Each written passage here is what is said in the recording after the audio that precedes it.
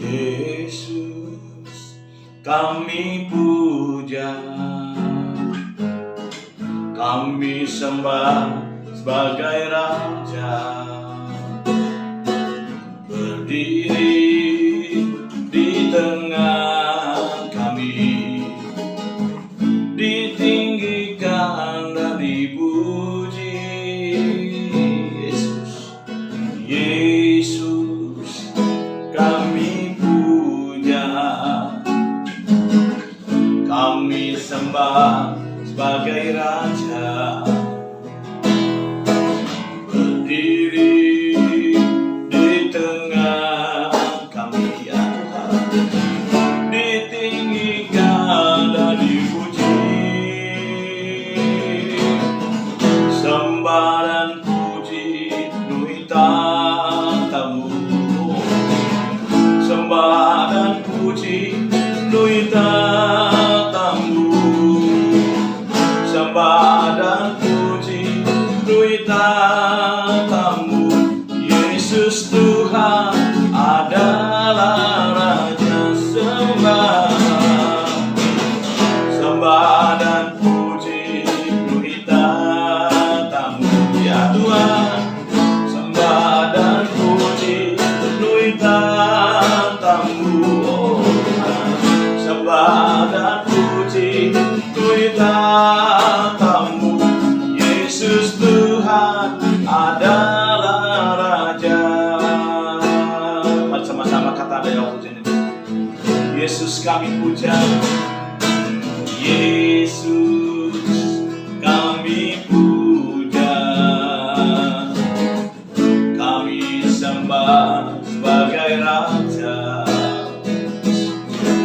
Berdiri di tengah kami, ditinggikan dan dipuji. Kata Yesus kami puja, Yesus kami puja, kami sembah sebagai Raja. Berdiri di tengah kami, ditinggikan dan dipuji.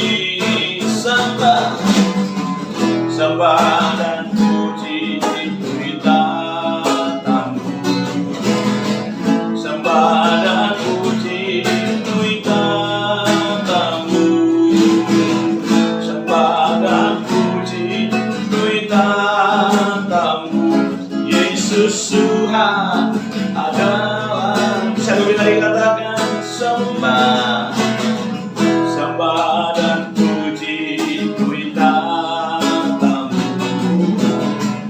sembah dan puji penuhi tatamu, sembah dan puji penuhi tatamu.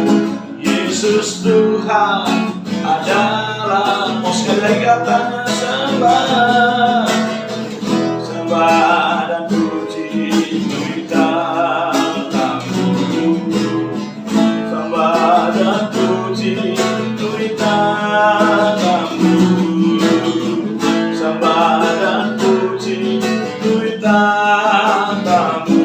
Yesus Tuhan adalah Raja. Mari sembah Tuhan.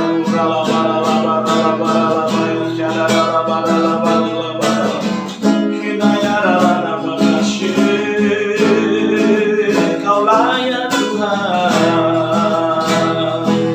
Yesus, Yesus.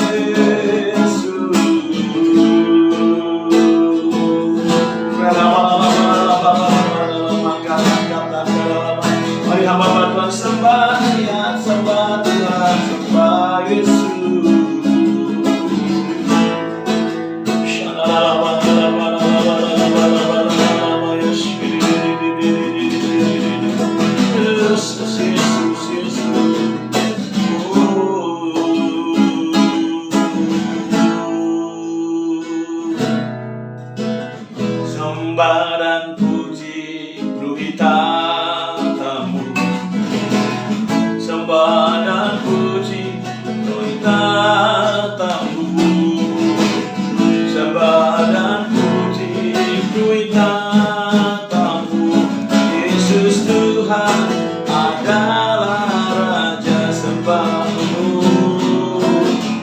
sembah dan puji ku tatamu, sembah dan puji ku tatamu, sembah dan puji ku tatamu. Yesus Tuhan adalah, mari lebih lagi katakan, oh, sembah dan puji ku tatamu, sembah dan puji ku tatamu, sembah dan puji ku tatamu. Yesus Tuhan adalah, sekali lagi katakan, sembah, sembah dan puji ku tatamu, sembah dan puji ku tatamu, sembah dan puji ku tatamu. Yesus Tuhan adalah Raja, Yesus Tuhan adalah Raja, Yesus Tuhan adalah Raja. Haleluya. Makasih Tuhan buat hari yang kelima ini, di mana kami memasuki bagian resolusi. Berikan kami hikmat, berikan kami pengertian, pemahaman, sehingga tahun 2023 kami akan lewati dengan pengiringan penyertaan Tuhan, sehingga kami menjadi bangsa-bangsa yang menjadikan contoh mana Tuhan ada di tengah-tengah kami. Terima kasih Bapa, tolong kami untuk rendahkan hidup kami lebih lagi di mata-Mu. Di dalam-Mu kami miskin supaya kami mempunyai kerajaan surga. Tuhan ampuni pikiran yang salah, paradigma yang salah, tujuan yang salah, sehingga kami akhirnya melenceng dari tujuan ilahi. Terima kasih banyak.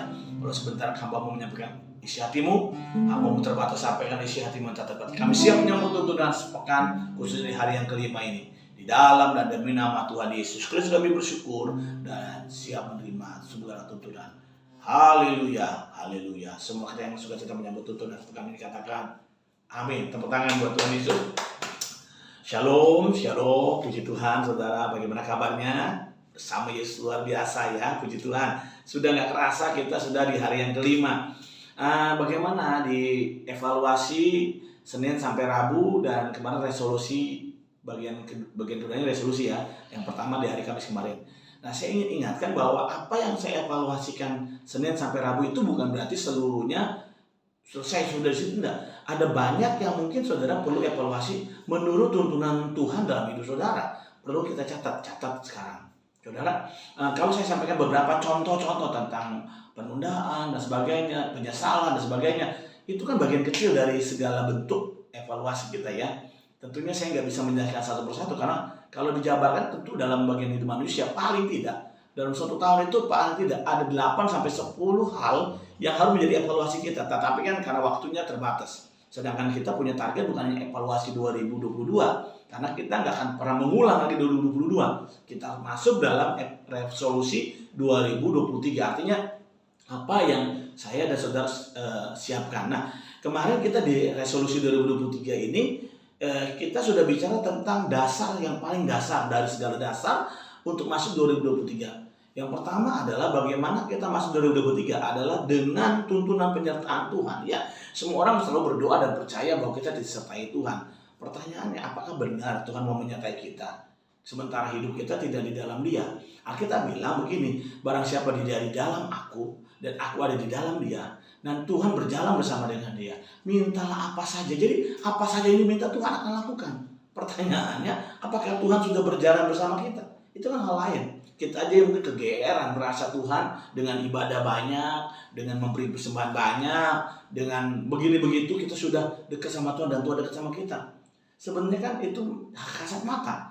Dan maksud saya gini, bukan berarti nggak ibadah, nggak melayani itu nggak masalah. Oh enggak, masalahnya ibadah dan pemberian kita segala macam itu adalah bentuk manifestasi dari apa yang ada di dalam. Nah, yang penting hati kita. Nah, sebab Allah melihat apa yang di dalam hati. Kalau saudara dan saya sungguh-sungguh dengan Tuhan Tuhan tuh tahu, saudara, gak perlu kita cerita sama orang, Tuhan udah tahu. Nah, manifestasi kita mencintai Allah di sepenuhnya hidup kita itu lewat apa? Lewat melayani, lewat menabur, lewat segala hal yang diperintahkan Tuhan. Bisa amin, saudara? Jadi mindset kita melakukan firman Tuhan atau perintah Tuhan itu bukan karena kita ingin masuk surga, bukan karena kita takut masuk neraka, bukan. Tapi supaya kita ada dekat tinggal di dalam Tuhan. Ulangi ya, kita melakukan firman Tuhan, melakukan perintah Tuhan, itu bukan supaya kita masuk surga, bukan mindsetnya, bukan itu. Bukan supaya kita takut masuk neraka, bukan karena kita ingin masuk surga atau kita takut masuk neraka, tapi semata-mata karena kita ingin dekat sama Tuhan, karena kita mencintai Dia. Amin. Nah, karena itu di bagian pertama kemarin saya ulas sedikit supaya saudara makin nangkap ya. Kita harus ada di hadirat Tuhan. Jadi kemarin kita bicara tentang rahasianya bagaimana kita kuat, yaitu dengan kita mengembangkan karunia roh, yaitu namanya bahasa roh. Tentang sedangkan nubuatan adalah bicara tentang menguatkan sesama. Nah, khusus yang kemarin kita bicara tentang bahasa roh itu menguatkan, karena bahasa roh itu bahasa pribadi. Yang kedua, roh itu membantu kita dalam berdoa. Roh Kudus itu membantu kita dalam berdoa, sehingga kita dapat berani dan dengan percaya diri, dengan keyakinan iman yang besar memanggil Dia ya Aba, ya Bapa, gitu. Nah, lalu berikutnya dikatakan kita ada dalam hadirat Tuhan. Nah, di dalam hadirat Tuhan kita pastikan yang pertama itu adalah tentang bagaimana kita punya iman. Untuk di dalam hadirat Tuhan itu ada iman di hatimu. Tanpa iman kita nggak bisa melihat Tuhan. Karena kasat mata kita masih di dunia ini, dan dunia ini dan daging kita ini nggak bisa berjumpa dengan Tuhan secara kasat mata. Mati kita, hancur kita. Kenapa? Karena dosa. Upah dosa adalah maut. Sehingga tubuh jasmani kita yang sudah terlanjur berdosa ini akan kita tinggalkan di bumi ini menjadi debu. Tetapi nanti ya saatnya roh kita ini diubahkan oleh segala mata dan tubuh kemuliaan. Nah, karena itu saya ingin dorong kita, kuatkan iman kita, bangun manusia roh kita sehingga kita dapat melihat Allah dari mata iman kita. Yang kedua, kekudusan. Ya, saya ngomong kekudusan selalu mengulang bahwa nggak ada manusia yang sempurna, tetapi setiap orang yang ingin serupa dengan Kristus, mereka sedang dalam proses pengudusan. Yes, kita memang dibenarkan karena percaya dan menerima Yesus, iman gitu kan, yang tadi kita ngomong di awal. Kita menerima keselamatan, justification, pembenaran karena pekerjaan Kristus di dalam dunia ini yang kita kemarin kita rayakan dalam Natal. Itu karena begitu besar kasih Allah ke dunia ini sehingga Dia memberikan anaknya yang tunggal, supaya barang siapa yang percaya kepadanya tidak binasa melainkan beroleh hidup yang kekal. Yes, beroleh hidup kekal, keselamatan itu anugerah dari Tuhan waktu kita percaya dan menerima Yesus. Tapi pada waktu yang fase kedua, yaitu pengudusan, jadi penyucian, itu bukan proses Allah sendiri, tapi bekerja bersama-sama dengan kita. Dan kita sungguh-sungguh mengambil alih seluruh keputusan. Makanya Alkitab berkata Allah turut bekerja.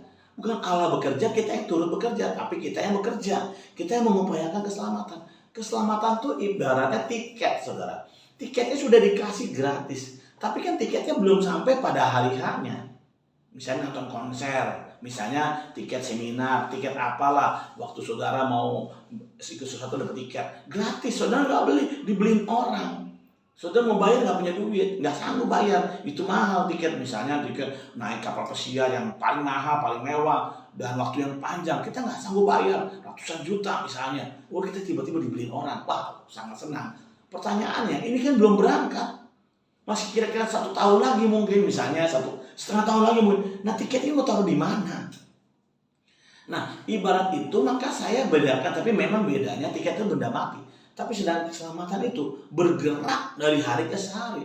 Makanya kita berkata, kerjakanlah keselamatanmu. Tiket keselamatanmu harus diupayakan. Bukan hanya dia tetap terpelihara, tapi dia dapat dikembangkan. Itu diibaratkan tentang mina, diibaratkan tentang talenta. Tuhan mempercayakan setiap kita berbeda-beda. Ada 1, 3, 5 talenta. Bukan soal 1, 2, 3, 5 talenta, bukan soal itunya fokusnya. Tapi apakah kita dengan 1 talenta, 3 talenta, atau 5 talenta, atau berapapun yang Tuhan percayakan, kita mau mengusahakannya dengan baik. Soal berhasil berapa banyak hasilnya, itu bukan urusan kita. Bagian kita mengupayakan. Nah, saudara, dengarkan ya, pesan Tuhan hari ini buat kita semua. 1, 3, 5 talenta itu bukan ukuran. Yang penting kita mau mengusahakan. Nah, saya ngomong tentang ini supaya mengulang lagi kemarin. Lalu yang ketiga apa? kita bicara tentang kerendahan hati. Kerendahan hati penting. Lalu yang keempat apa? Keunitian. Nanti kita bicara ya dalam resolusi ini. Lalu apa? Kelima, pujian penyembahan sebagai gaya hidup. Haleluya. Nah, yang hari kelima ini saya mau bicara tentang bagaimana kita masuk di 2023 dalam resolusinya. Pertama kan kita sering mencatat ya. Yuk kita bikin goal yuk, jangka pendek kita apa, jangka menengah apa, jangka panjang apa. Engkau mesti tulis dulu nih. Hambatan-hambatan kita adalah mengingat masa lalu. Bermasalah dengan pribadi-pribadi masa lalu. Mungkin punya simpan benci kepada seseorang masa lalu. Mungkin engkau punya juga salah dengan orang masa lalu. Bagian pertama, catat dulu nih jangka pendek kita. Keselamatan kita ini, kekuatan kita ini adalah membereskan hal-hal yang krusial, yaitu soal damai sejahtera. So dikatakan oleh firman Tuhan dalam Yeremia dikatakan apa? Aku tahu rancangan apa yang ada padaku mengenai kamu, yaitu rancangan damai sejahtera dan bukan rancangan kecelakaan. Untuk apa? Untuk membawa kamu ke dalam hari depan yang penuh harapan. Orang berpikir keselamatan itu adalah akhir, tujuan, atau damai sejahtera adalah tujuan. Oh no. Kadang-kadang kita sering ngobrol gini ya. Apa sih tujuan hidupmu? Bahagia. Oh ya. Apa tujuan hidupmu? Aku pengen damai lah, nggak mau repot-repot, pusing-pusing. Tujuan hidupmu. Padahal tujuan hidup damai sejahtera, kebahagiaan, dan misalnya keselamatan itu bukan tujuan akhir. Itu bukan tujuan akhir. Yes, itu shelter awal. Itu adalah terminal pertama. Tujuan akhirnya bukan itu. Tujuan akhirnya harusnya tinggal dan hidup bersama Kristus selama-lamanya. Tetapi untuk bisa ke sana dan punya habit atau gaya hidup seperti itu harus dimulai dengan cara-cara kehidupan yang ada di sorga, kehidupan Kristus. Nah, bahagia adalah bagian dari atmosfer kerajaan Allah.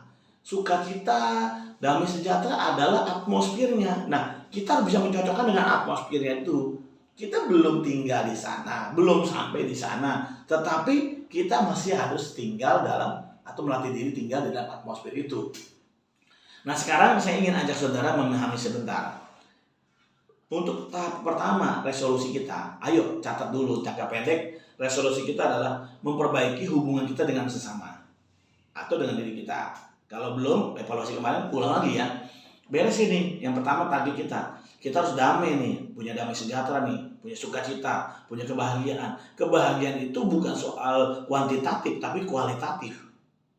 Saya doa saudara memahami nih, besok baru kita bicara yang kuantitatif ya. Tapi sekarang yang kualitatif saya mau kupas dulu nih, supaya singkat waktu ini kita semua dapat memahami bahwa damai sejahtera itu bukan tujuan, kebahagiaan bukan tujuan, keselamatan bukan tujuan. Keselamatan adalah satu jembatan, kebahagiaan ada satu jembatan. Wow, damai sejahtera satu jembatan atau sebuah kendaraan. Kita mesti masuk di situ, dan untuk masuk di situ kita nggak boleh simpen kebencian, baik hati, kesel, kita masih sama, nggak bisa. Beres itu kan. Nah, ada yang perlu kita putuskan, sepakati, deklarasi. Ada yang kita harus tengking dalam nama Yesus. Kalau sifatnya itu okultis, itu sifatnya pengaruh roh jahat misalnya, atau itu yang bersifatnya kesehatan, misalnya kamu jarang tidur ya, malas makan, nggak enak makan, itu mempengaruhi metabolisme, akhirnya kamu nggak merasa bahagia, nggak happy. Ada yang hubungan personal kita dengan sesama nggak beres. Nah ini penting ya, hari ini yang kelima, hari Jumat ini tanggal 30, pastikan kita memastikan diri kita memiliki satu kebahagiaan yang muncul dari dalam, bukan dari luar, dari dalam nih, karena kita beres dengan sesama, beres dengan masa lalu. Supaya kita tulis itu tahap pertama ya, kita buat resolusi jangka pendek itu dulu. Karena jangka pendek yang kuantitatif gampang dibuat. Misalnya aku pengen pencapaian naik dari sales biasa, karyawan biasa jadi supervisor jadi manajer. Nanti besok kita belajar nih ya, bagaimana deklarasi menjadi salah satu cara sangat dahsyat ya untuk mencapai tujuan tadi itu ya. Nah, hari ini mari kita berdoa untuk apa yang kita bicarakan hari ini ya. Yaitu apa saudara? Kita mau raih damai sejahtera. Damai sejahtera sukacita yang bukan dari manusia. Damai sejahtera yang bukan tujuan, tapi damai sejahtera yang merupakan jembatan untuk mencapai hari depan yang penuh harapan tadi itu. Yaitu apa? Tinggal bersama Kristus. Agar apa saudara? Setelah kau selamat, setelah kau ngalami damai, setelah kau ngalami bahagia, buat apa kalau kau udah bahagia? Mestinya punya tujuan yang lebih mulia. Nah, jangka menengahnya adalah agar orang banyak dapat diberkati karena kita, terdampaki karena kita. Jadi kalau kau membuat satu resolusi kuantitatif itu harus punya tujuan. Tujuannya apa? Tadi kan harus beresin itu untuk mencapai resolusi jangka pendek yang kuantitatif adalah beresin tentang kehidupan masa roh manusia roh kita ya. Lalu yang jangka menengah kita mesti punya memang yang kuantitatif, tetapi tujuan itu apa? Agar jadi berkat. Saya seringkali sedih karena banyak kali kita sesudah dapatkan kuantitatif resolusi kita, yang kita anggap itu buat kita. Akhirnya sebenarnya nggak akan pernah berbahagia. Kenapa? Sekali kita punya kesempatan bisa punya harta, punya apa yang secara kuantitatif, saya percaya itu nggak lama, paling 6 bulan, paling setahun, paling lama lah. Tetapi kalau kita punya dampak bagi orang banyak setelah kita mencapai pencapaian jangka menengah nanti, ya kita akan merasakan bahagia yang panjang dan Tuhan mencatat loh saudara. Sorry ya, ini kata-kata Tuhan mencatat ini bukan berarti kita hitung-hitungan sama Tuhan ya, tetapi itu udah otomatis ya. Buku kehidupan kita tuh penuh dengan catatan malaikat Tuhan tentang apa yang kita kerjakan yang berdampak bagi orang lain. Dimulai dari Yerusalem, Yudea, Samaria, bahkan sampai ke ujung bumi. Itu perintah untuk memuliakan semua bangsa. Bagaimana Injil diterima kalau penginjilnya tidak diterima? Bagaimana kabar baik diterima kalau sang messengernya atau pembawa pesannya dibenci orang itu, orang lain? Wah, saya berdoa sudah tidak mengalami itu. Nah, karena itu biar kita berdoa hari ini, minta Tuhan tuntunan. Dan untuk sesi ini dalam evaluasi kita mungkin nggak terlalu banyak bahas nanti di pertemuan-pertemuan berikutnya. Tapi untuk soal yang resolusi kita akan gali lebih dalam lagi ya. Jadi jangan pernah lewatkan sesi-sesi tuntunan sepekan. Nanti kita akan bedah lagi per modul satu-satu. Jadi kan saya bikin cepat-cepat aja. Jadi resolusinya tentang spiritualnya, lalu goalnya, lalu ketiga bikin skala kuantitatifnya kayak bagaimana. Nah, besok ya hari Sabtu di Sahabat Shalom khususnya tetap di tuntunan sepekan, tetap bicara yang sama di YouTube channel ini. Kita akan mengikuti bagaimana kita menyusun yang kuantitatif. Tapi percuma yang kuantitatif besok tanpa kita memahami yang hari Kamis kemarin dan hari ini. Karena itu pastikan saudara mengikutinya. Terutama untuk membuat kita punya kekuatan membuat resolusi di hari ini, hari kedua ini. Kita harus menang di evaluasi Senin sampai Rabu. It's okay, hari ini mungkin kita belum bisa jelaskan secara detail, tapi biarlah kalau Tuhan menghendaki kesempatan ke depan kita akan bisa bicara lebih banyak lagi. Tuhan diberkati. Haleluya. Mari kita berdoa. Bapa, hamba bersyukur buat hari yang kelima di tanggal 30 ini. Di tuntunan sepekan ini hamba percaya hal yang sangat besar dalam hidup kami adalah bukan hanya keselamatan dari Kristus, tapi pada waktu kami menjadi serupa Kristus dan kami melakukan apa yang seperti Yesus lakukan. Di tangannya terangkat hati terbuka, aku berdoa biar urapan Tuhan turun mengalir, memberikan kami kekuatan. Di tangan terhati terbuka, aku lepaskan pengurapan ini dalam nama Yesus, dalam nama Yesus, dalam nama Yesus. Hamba-Mu terbatas menyampaikan dalam waktu yang singkat ini, tetapi biar Roh Kudus terjemahkan maksud setiap firman tuntunan hari ini di dalam nama Tuhan Yesus. Haleluya. Aku punya Tuhan yang besar, yang telah berjanji dan selalu menggenapi. Imanku persembahkan, percaya kuasanya. Ku terima sekarang kemenangan dari. Sekali lagi yuk kata aku punya Tuhan yang besar, yang telah berjanji dan selalu menggenapi. Imanku persembahkan, percaya kuasanya. Ku terima sekarang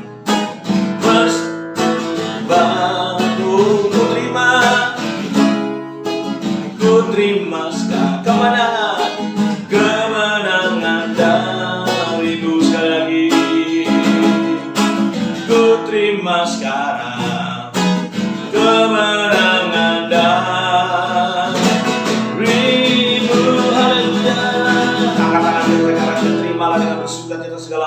berkat berlimpah-limpah.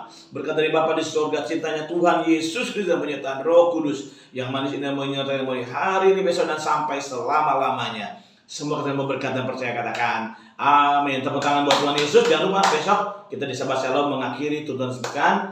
Kasih tahu yang lain ya. Terus berkati, shalom.